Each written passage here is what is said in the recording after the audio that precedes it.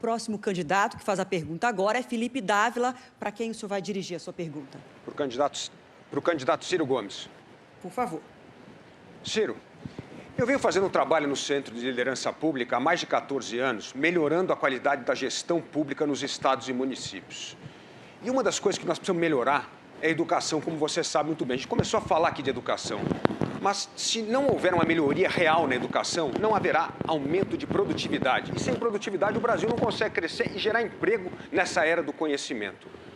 E eu queria perguntar para você, neste Brasil em que nós gastamos 5,8% do PIB com educação há tantos anos, as crianças continuam não aprendendo, os professores continuam não ensinando. E eu pergunto para você que tem um exemplo de sucesso em Sobral, como você tem mesmo no Fundamental 1, o que é que nós precisamos fazer para acabar com esse descalabro da educação? Agora, recentemente mesmo, mais de 4 ministros da educação, roubo no FNDE, como sempre. O que nós temos de fazer para ter uma educação de qualidade? Porque não é gastar dinheiro, é transformar a educação de qualidade para o brasileiro. Professor Felipe Dávila, eu lhe saúdo e agradeço essa pergunta. São duas graves questões que nós precisamos considerar em relação à educação. A primeira é que tipo de educação nós oferecemos. De fato, com o mesmo dinheiro que nós aplicamos, já poderíamos ter, como o Ceará mostra, um padrão de educação muitas vezes melhor para o filho do trabalhador e para a filha do trabalhador. Por quê?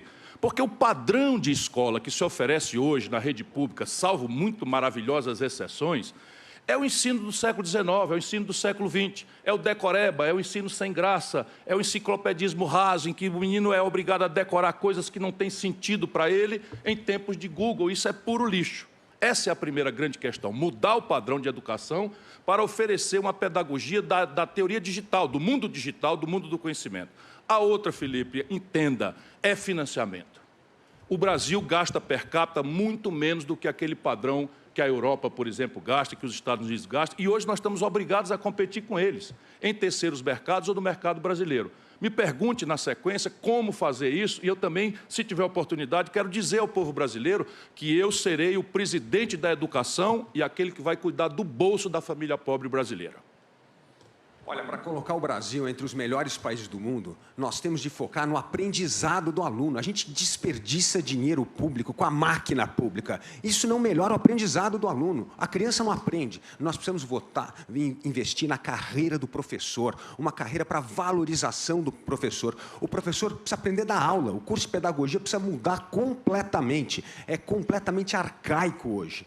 E mais do que isso, nós precisamos investir no ensino profissionalizante para reter os nossos jovens na escola, porque senão existe esse êxodo de mais de 48% dos jovens da escola. Então, educação profissionalizante, focar na formação dos professores e mensurar o aprendizado do aluno e não ficar desperdiçando dinheiro público com o gasto da máquina pública.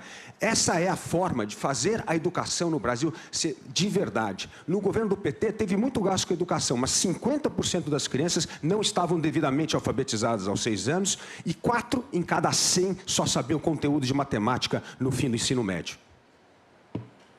O desastre da educação brasileira é medido pelos indicadores de avaliação, se nós estabelecemos o PISA, que é o termo de avaliação internacional, o que de fato nos recomenda aprofundar o debate. Deixa eu ver, motivar o professor, retreinar o professor para que ele passe a fazer essa pedagogia emancipadora, que a garotada possa ir para a escola interessada em dominar as tecnologias digitais e pensar fora da caixinha do decoreba. Ensinar o mesmo conteúdo de pontos de vista diferentes para estimular a autonomia intelectual. Isso eu já vi funcionando e nós estamos experimentando isso com extraordinário êxito no Ceará. Só para você ter uma ideia, Felipe, 60 de cada 100 alunos do ensino médio do Ceará já estão em tempo integral. Boa parte profissionalizantes, saem dali com estágio remunerado os 6 primeiros meses pelo governo e mais de 93% ficam retidos pelas empresas porque nós fazemos essa aposta. Não é? E essa é uma experiência que eu quero generalizar para todo o Brasil. Mas, meu irmão, me permita lhe cumprimentando, nós precisamos entender que sem remuneração decente, sem financiamento decente, isso tudo não vai acontecer. O piso salarial do magistério brasileiro comparado com o mundo, é de encher de vergonha. Viva o magistério brasileiro que consegue dar aula um mês inteiro, sem material, sem equipamento, numa lousa com giz, sabe? Ganhando R$ 3.500. Em alguns estados, muitos municípios, sequer estão pagando piso salarial. Qualificar a gestão das escolas também é um elemento essencial. Muitos lugares do Brasil não há padrão de avaliação.